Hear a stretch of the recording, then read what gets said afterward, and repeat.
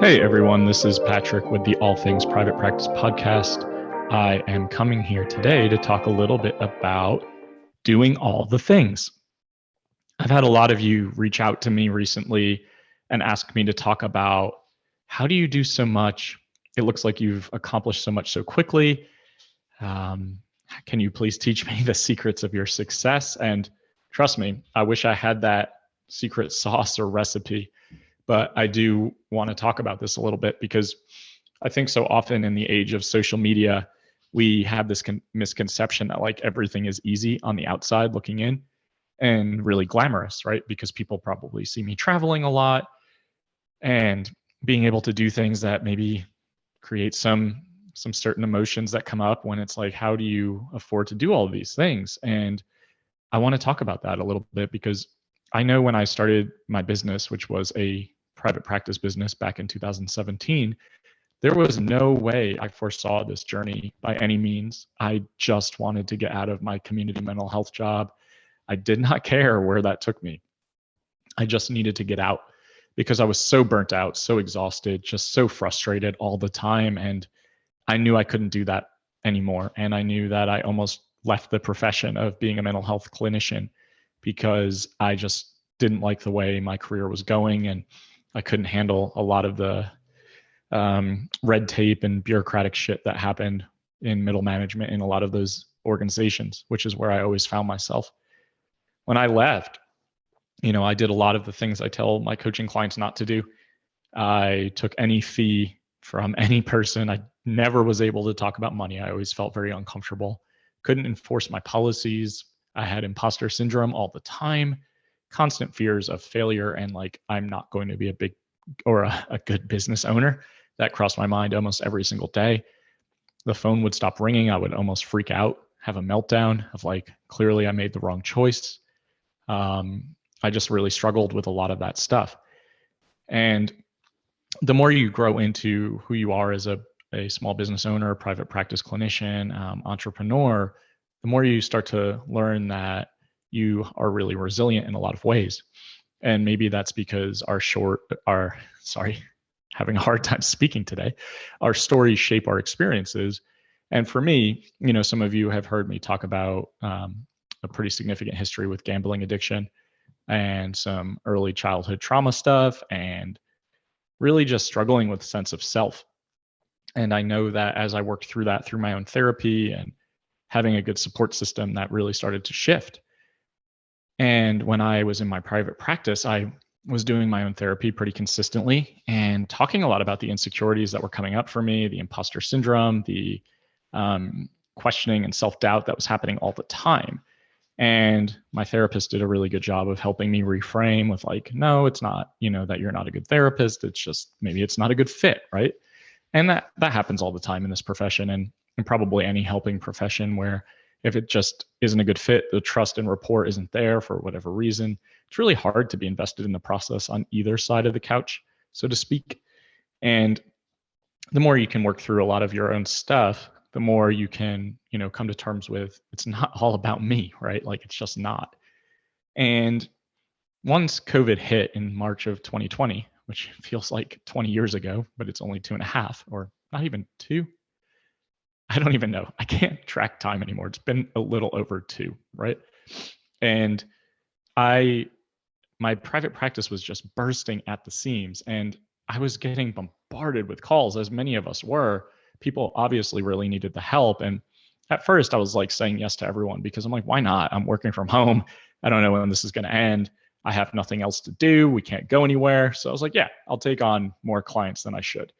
And by the summer of 2020, I was like, oh my God, I am burning myself out to no end. And I don't think I can go at this capacity anymore. And I had this dream of becoming a private practice coach and consultant for a long time. And imposter syndrome, insecurity, self-doubt, all the things kind of prevented me from launching that business. I kept telling myself nobody would pay me. I don't have anything to offer. Other people do it better. Other people do it in the same city, blah, blah, blah, blah, blah. You've probably heard me talk about this many times and are bored of hearing it. And I just know that I started to put the pieces in place to become a private practice coach. And I had lunch with one of my mentors from grad school one day, and she was like, "What are you talking about? Like, people are going to be drawn to your personality. And yes, other people exist, but you're going to do it differently." And for me, I was like, "Oh shit. Yeah. Okay. That makes a lot of sense." And I am going to, start to envision that this is the way my career is going to go. And so I put it out to the world, and it was a risk. It was just a risk to say, I want to try to do this thing, and I don't know if it's going to be successful, and I want to just give it a go, and I want to see if I can make this a business that I really love to do. And I think that was a turning point for me, because in the past I would have convinced myself to not try, to ultimately say to myself that I needed to shrink back inside of myself, right? And that it was a great idea, but it was a great idea for somebody else. And my own imposter syndrome definitely would have prevented me from moving forward. But I decided in 2020, because we were in a pandemic, that it was okay to take risks, because we didn't really know how long we had in this world. And I just decided to put it out on my Facebook wall, and I didn't expect anything to come from that. I didn't have a plan. I didn't have a program. I didn't have anything. And the responses were overwhelmingly positive. So I had to develop a 6-week coaching program. I beta tested it on some friends in town, and I didn't know what I was doing. And I sold both of my first 6-week programs out to therapists, mostly in Asheville, because I didn't have any sort of reputation yet. A couple from other parts of the country. Still have no idea how that happened. And they were wildly successful. I gave away way too much of myself, way too much individual coaching, and priced it way too low. But it was a good experience for me to say, okay, this is something that can be done. And it was one step at a time, one very small step at a time. And that led to me creating the All Things Private Practice Facebook group that year. And it was nothing that I never thought it was going to turn into, 5,000 plus members at this point in time, and growing every day. And a place where I've connected with a lot of close friends now, who some of them help me moderate it. Some of them are just very involved in my life, and we've never even met in person. So this all came from taking a risk.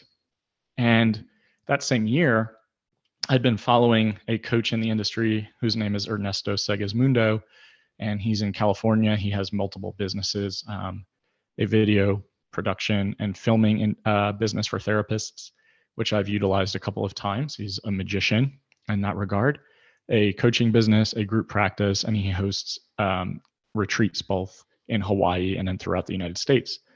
And I saw him post something like, "Hey, I'm in Fishkill, New York," which is where I'm from. And I was like, what the hell are you possibly doing in Fishkill? Didn't think much of it. We talked for like a minute. I'm sure he was always getting bombarded by messages. So I didn't want to make it anything more than just being like, why are you in Fishkill, New York? A couple of months goes by, and he was mentioning, hey, I might go to Colorado, maybe host a small men's retreat out there. And I reached out and I was like, hey, I'd be interested in meeting and coming. And he's like, all right, yeah, I think we're going to make it happen. And if you know Ernesto, most positive human being in the world, says yes to a lot of opportunities. And, at the time I just was like, yeah, I will do it. Like, I will meet you in Colorado. Where do you want to go? When do you want to go? I'll book the plane tickets. I'll book the Airbnb. I don't think he expected me to do all of that. And once I did, he was like, oh shit, okay, I guess we're going to Estes Park, Colorado, and we're going to film your promotional video for your private practice business. And I was like, oh God, that made me so uncomfortable to think like this could be out in the world in a bigger way. And I almost convinced myself not to go. I talked about it in therapy. Like, I don't know this person. How am I going to spend 4 or 5 days with them? What if it just doesn't go well? All the things, right? Like, this person's way out of my league in terms of business building and creation. And I was really trying to convince myself to say no. But for whatever reason, I saw it through. And I think it was just, again, that mentality of I'm going to say yes to more things this year and take more risks. And we hit it off pretty well. We went hiking every day. We ate some good food. We, shared some laughs. We watched New Girl on repeat because he had never seen it. And we filmed my promotional video. And I left thinking like, okay, that is something I wouldn't have ever done before. And I think that is going to lead to some growth in some way. I didn't know how. And I started doing individual coaching with him and, doing some other stuff, and started running free webinars on imposter syndrome and just connecting with more and more people in the industry. And how I did that was just simply reaching out like, hey, I've heard great things about you and I'd love to just meet you sometime over Zoom. Again, COVID created this new world of like internet and online connection. And I met so many cool people that year, like people I never would have connected with, people I never would have met or had any sort of ongoing relationship with, some of whom have become some of my closest friends. Again, never have met any of them in person. And that continued to lead to this building of momentum of like, oh my God, I'm surrounding myself with more and more people in this industry who are doing so many cool things outside of the therapy room that I never even knew were possible or things that I could even imagine doing. And, I still felt very out of my league, still had a lot of imposter syndrome and insecurity and vulnerability around like, I don't really belong here. And I still don't think I do all the time either, even whatever people have said to me, it doesn't always fully land. And, I started to realize, okay, there are so many creative ways for us to use these skills that we have as therapists and clinicians, because we are great at connection. We are great at being creative. We are really good at thinking outside the box. Think about how many times you've had to do that with clients, right? To get their needs met and support them, even though maybe you didn't have the resources at your agency job, but like we figure out a way. And saying yes in 2020 has really led to a lot of the things that I have today. And on the outside looking in, it probably feels like, oh, this is really natural. This comes really easily.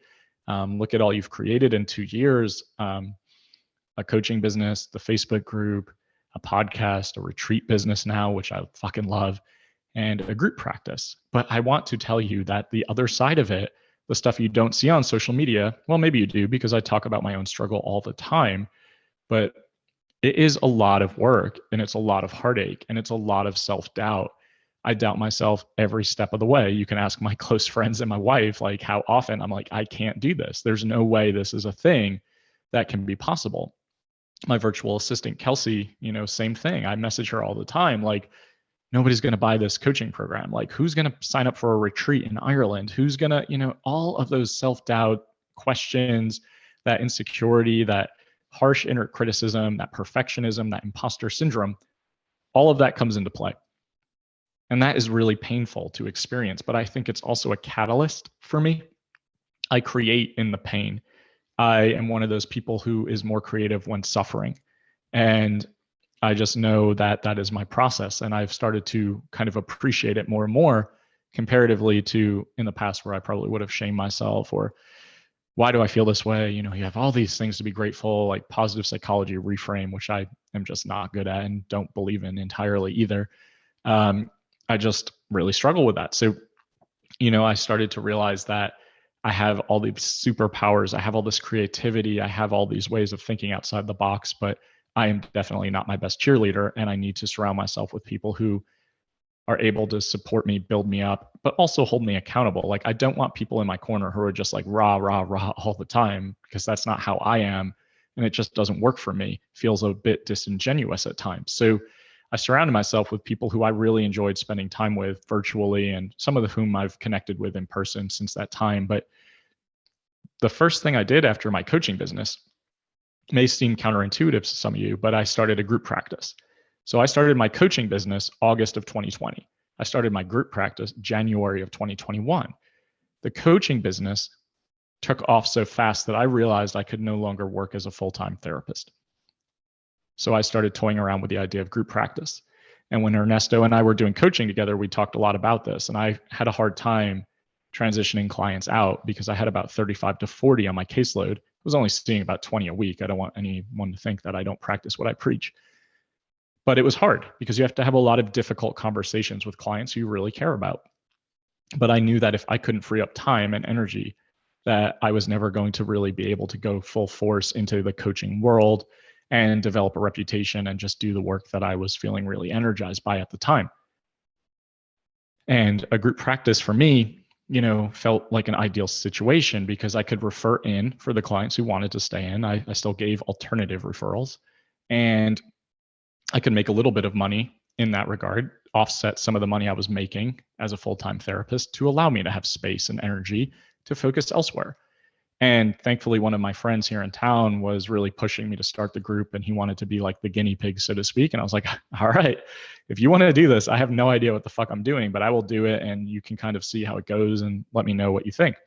And he filled up in a month. And I was like, oh, I could probably do this again and again and again, because that's just kind of my personality. But ultimately, now I have 12 clinicians and a psychiatric provider and an admin staff who's one of my best friends. And it just feels good to employ good people and provide all these services throughout North Carolina, but also just be able to pay them well, because I know what it's like to feel the opposite, right? Taken advantage of, underappreciated, underpaid.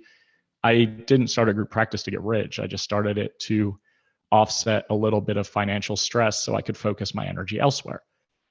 So group practice is in play, coaching business is in play.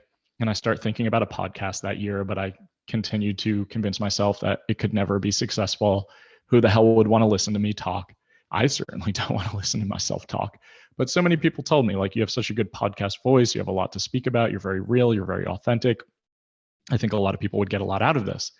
And I started to think like, maybe I'll just try it, right? Like, and see where it goes. So I kept pushing my VA like, hey, let's do it. Let's just do it. And then I would come up with another idea in my neurodivergent brain where I'm like, this idea is more exciting. I'm going to pursue this. And it kept getting pushed back.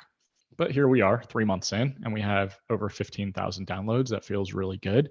I've interviewed a lot of incredible human beings and entrepreneurs, and I really, really enjoy it. But it all came from that one step back in 2020, saying yes to more opportunities. 2021 was much more about let's scale, let's get bigger, let's be more intentional with our time. 2022 has become more so investing money into the businesses. So like all in on SEO and Google ads for the group practice and web designing, all in the coaching business on copywriting courses and Facebook ad courses for my VA, and really starting to pay people more and being able to invest in conferences and all the things that I couldn't do, years ago. One story I'll tell you as my brain diverts is that before I met Ernesto, I knew that he hosted the Not Your Typical Psychotherapist Summits all throughout the country. And I remember looking at the lineup back in 2018 and thinking, wow, how cool would it be to be in a room or a conference with all of these people who are doing things differently, who are so creative, such just incredible human beings and entrepreneurs. And I very quickly convinced myself I couldn't afford the registration fee, which is very minimal, by the way. And I couldn't fly to California to do it, although I travel all the fucking time. And that I had no business being in the same room as these people. I had nothing in common. I had nothing to offer. I was a private practice therapist and I had no ideas. And I convinced myself not to go. And I regret that. However, I am actually speaking at the Not Your Typical Psychotherapy Conference in Nashville in May of this year. And that was not something I foresaw 4 years ago. I didn't even see being able to be in the same room as these people. It really can look on the outside like these things just come naturally and fall into place. And, I'll name my privilege in this as a white man and as a cis white man. I get it. Like, life is easier for me in a lot of ways, but I'm also someone who has an addiction history and is a autistic human being. And these things have been really hard throughout life. And it's taken a lot of work, both interpersonally and in relationships, and a lot of therapy and a lot of pain and a lot of, passive suicidality, some active suicidality back in the day. An immense amount of self-doubt, insecurity, vulnerability, imposter syndrome. But I like to name all of this shit. I like to put it out to the world. I like to put it on my Facebook feed and just talk to people about it, because I hope that it normalizes the human experience and the struggle and lets you know that if you are struggling, there is a light at the end of the tunnel, because I never saw it and I never foresaw being here. 10 years, when's the last time I gambled? 2012. So yeah, 10 years. I just knew at that point in time, there was only one way that it was ending. It was probably in a suicide attempt after leading a casino, overdrawing your account by thousands of dollars. That was the only way I saw things ending.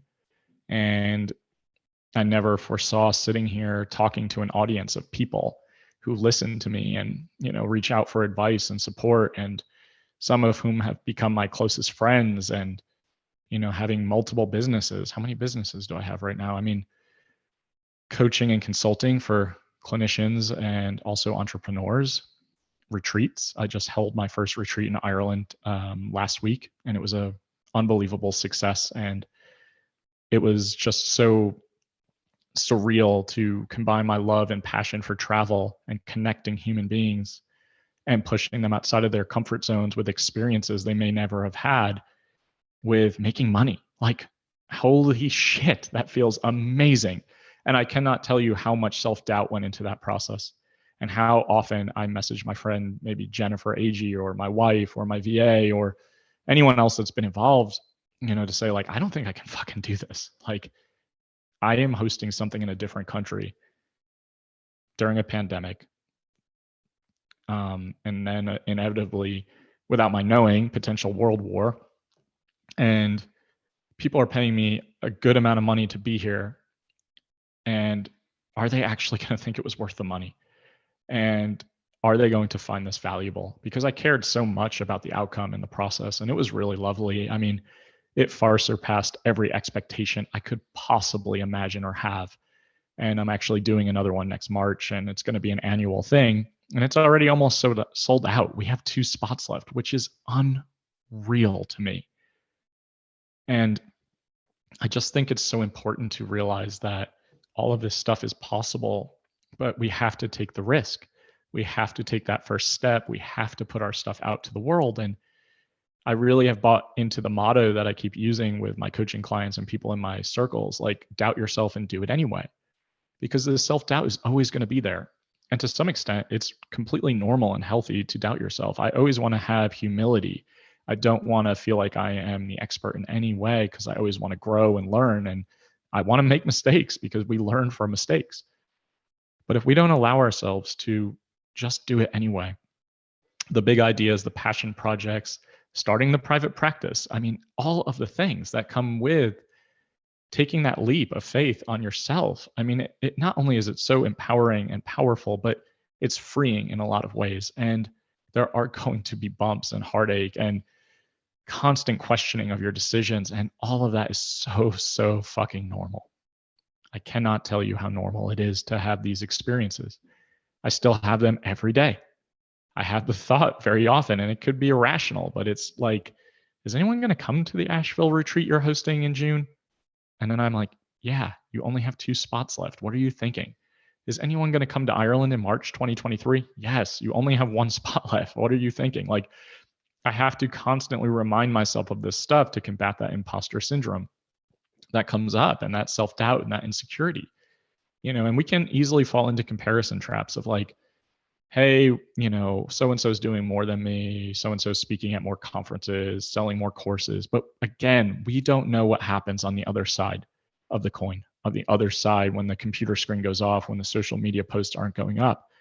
That person may be just blood, sweat, and tears all in. And I bet they are, because that's how I am with my businesses. Like, I care very much about the outcomes.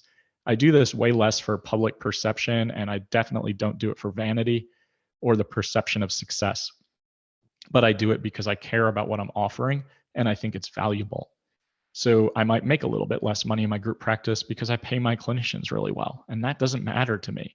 And I might make less in my coaching business because I pay my support staff really well. But I don't believe we build these empires or these successful businesses without our teammates, without our supports. So I always want to bring the people with me who have helped build me up, because I want to repay that favor, because that has been invaluable for me.